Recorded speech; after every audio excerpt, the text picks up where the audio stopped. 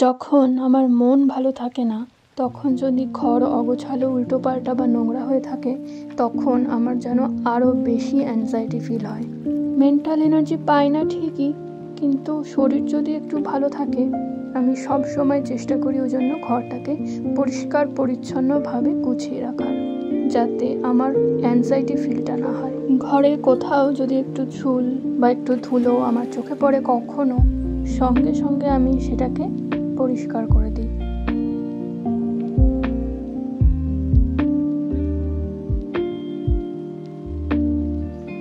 গতকাল যা যা জামা কাপড় কেচেছিলাম সব কটা ভালো করে ভাঁজ করে গুছিয়ে আলমারিতে তুলে দিলাম। ডেইলি ইউজের কটা আমি ওই আলনাটাতে রাখলাম, যেটা তোমরা দেখতে পাচ্ছ কাপড় দিয়ে ঢাকা।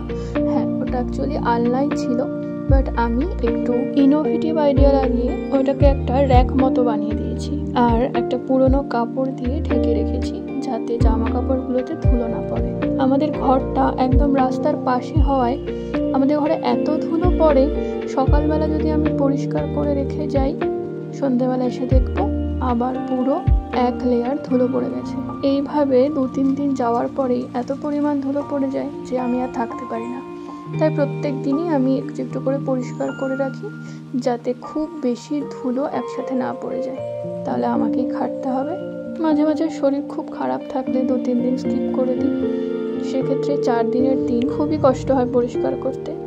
এদিকে আমার ধুলোতে অ্যালার্জি, তাই একটু বেশি ধুলো জমে গেলেই মুখে মাস্ক পরে ধুলো ঝাড়তে হয়। আজকে খুব একটা ধুলো পড়েনি বলে আমি মাস্ক ছাড়াই পরিষ্কার করছি।